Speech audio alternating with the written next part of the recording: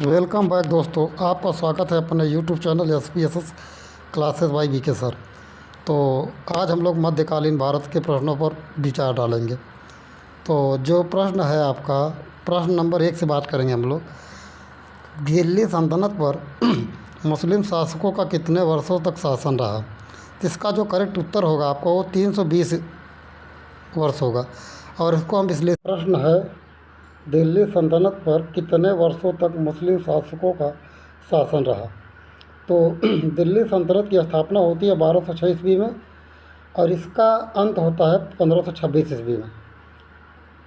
जब इमरान लोदी को बाबर ने प्रथम पानीपत के युद्ध में पराजित किया था, तभी इस वंश का होता है अंत हो जाता है। तो दिल्ली सल्तनत की स्थापना होती है 1206 ईस्वी में और क्या कहते हैं 1526 ईस्वी में इसका अंत हो जाता है, जिससे कुल मिलाकर 1526 ईस्वी में से 1206 ईस्वी घटा देंगे तो टोटल मुस्लिम शासक जो दिल्ली सल्तनत पर शासन किया था वो 320 वर्षों तक किया था। तो याद करने का इसका ट्रिक है कि गुलाम वंश की जो मतलब मुस्लिम शासक थे दिल्ली सल्तनत पर, वो कुल 5 शासक थे। 5 क्या कहते हैं वंशों ने शासन किया है, जिसमें से पहला आपको याद करने का ट्रिक बता दे रहा है, गुलाब खिले तो सांस लो। गुलाब से आप लोग याद कर लीजिए गुलाम या मामलुक वंश। खिले से याद कर लीजिए खिलजी वंश। और तो से याद कर लीजिए तुगलक वंश। सात से याद कर लीजिए सैयद वंश। लो से याद कर लीजिए लोधी वंश। तो दिल्ली सल्तनत में के वंश एवं शासनकाल की बात करें, गुलाम या मामलुक वंश 1206 ईस्वी से 1290 ईस्वी तक इस वंश का शासन चलता है दिल्ली सल्तनत पे। और कैमूर इसका अंतिम शासक रहता है, जो कि 84 वर्षों तक शासन करता है। मतलब कि गुलाम वंश के जितने भी शासक थे कुल मिलाकर 84 वर्षों तक शासन करते हैं। जिसमें से दूसरा वंश आता है आपका खिलजी वंश, 1290 ईस्वी में गद्दी पर बैठते हैं और 1320 ईस्वी तक शासन करते हैं। और खिलजी वंश टोटल 30 वर्षों तक क्या कहते हैं दिल्ली सल्तनत पर शासन करते हैं। और ये दिल्ली सल्तनत का सबसे कम शासन करने वाला वंश है। और सबसे ज़्यादा वंश की बात करें तो तुगलक वंश से आएगा। तुगलक वंश जो है 320 ईस्वी में क्या करते हैं स्थापना होती है और 1414 ईस्वी तक क्या करते हैं इसमें शासन करते हैं। टोटल 94 वर्षों तक क्या करते हैं लोग दिल्ली सल्तनत पर शासन करते हैं। उसके बाद लास्ट में चौथा नंबर आता है सैयद वंश। सैयद वंश क्या करता है भाई साहब 1414 ईस्वी में गद्दी पर बैठता है और 1415 ईस्वी में क्या करता है इस वंश का अंत हो जाता है और ये 37 वर्षों तक ये शासन करता है। लोधी वंश 1451 ईस्वी में गद्दी पर बैठता है, मतलब शासन स्टार्ट करते हैं और 1526 ईस्वी तक क्या करते हैं शासन करते हैं। टोटल 75 वर्षों तक शासन करते हैं। ठीक है भाई। और थोड़ा सा और बात कर लेते हैं हम लोग। गुलाब खिले तो सांस लो से ठीक दिल्ली सल्तनत के 5 वंश को आसानी से याद किया जा सकता है। इन वंशों में 1206 ईस्वी से 1526 ईस्वी तक कुल 320 वर्षों से शासन किया। प्रश्न नंबर 2, इनमें से किस वंश को मामलुक वंश भी कहा जाता है? तो इसका उत्तर जो होगा आपका वो ए हो जाएगा, गुलाम वंश। कैसे? तो आइए थोड़ा जानते हैं। तो इसमें बताया गया है आपको कि गुलाम वंश को 3 अन्य नामों से जाना जाता है। मामलुक वंश अरबी भाषा का शब्द है, दास वंश और इलबरी वंश। प्रश्न नंबर 3 की बात करें तो प्रश्न नंबर 3 में पूछा गया है इनमें से हसन निजामी की एक पुस्तक है। तो इसका उत्तर हो जाएगा बी, ताज उल नासिर होगा। और आइए इसको हम लोग अच्छे से जानते हैं। ठीक है, चलिए हम लोग ताज उल नासिर जो एक पुस्तक है हसन निजामी की, इस पर हम लोग विशेष क्या कहते हैं हम लोग टिप्पणी करेंगे, विश्लेषणात्मक प्रश्न हम लोग जानेंगे, उत्तर जानेंगे इसका। और इसका जो है बहुत VIP यूज होता है NLS और UP TGT PGT अन्य प्रतियोगी परीक्षा में भी आया जाता है प्रश्न।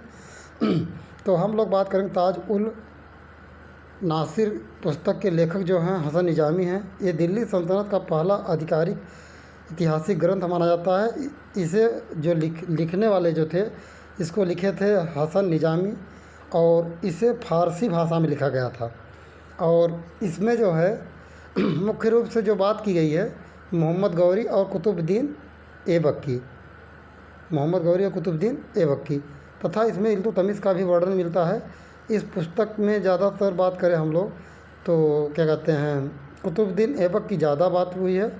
और इसके लेखक जो हैं भाई साहब हसन निजामी हैं। किसके किसके लेखक हैं भाई साहब हसन निजामी? तो ताज उल नासिर के लेखक जो हैं हसन निजामी हैं। और इसकी जो रचना की गई है वो फ़ारसी भाषा में की गई है। लगभग इसकी रचना कब हुई थी? 1205 से 1229 के बीच हुई थी। और क्या कहते हैं, इसमें गौरी के आक्रमण तथा कुतुबुद्दीन ऐबक की उपलब्धियाँ और इल्तुतमिश काल के बारे में विशेष चर्चा की गई है। और इसी क्या कहते हैं किताब में, इसी ग्रंथ में तराइन के द्वितीय युद्ध की घटना का भी विस्तरण मिलता है। और क्या कहते हैं, प्रारंभिक क्या कहते हैं दिल्ली सल्तनत के राजनीतिक घटनाओं का समझने में बहुत महत्वपूर्ण भूमिका निभाती है। और जो प्रश्न इसका बना था, प्रश्न पूछा था आपसे, ताज उल नासिर पुस्तक के लेखक कौन है? तो हसन निजामी। कौन हो जाएंगे? हसन निजामी। और भाई हसन जी इस पुस्तक को किस में लिखे हैं? तो इस पुस्तक को लिखे हैं आप लोग फ़ारसी भाषा में।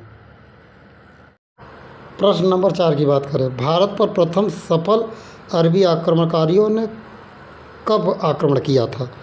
या फिर ऐसे भी बात कर सकते हैं ना, इसका उत्तर जो होगा वो 711 ईस्वी में होगा।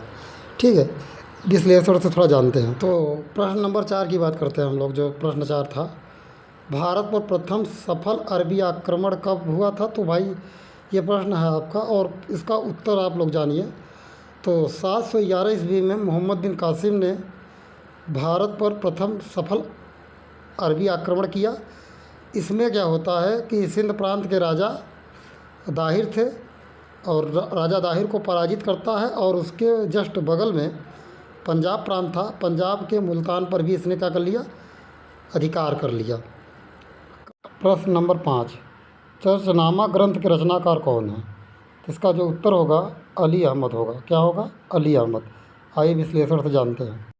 प्रश्न हमारा जो 5 था, इसमें पूछा गया था चर्चनामा पुस्तक के लेखक कौन हैं? तो चर्चनामा पुस्तक के लेखक हैं आपके अली अहमद या फिर अली कूफी। ये जो ग्रंथ है, इस ग्रंथ के द्वारा क्या होता है भाई साहब कि सिंध के इतिहास और अरबों द्वारा भारत पर सफल आक्रमण का एक को जानने का एक बेहतरीन स्रोत है।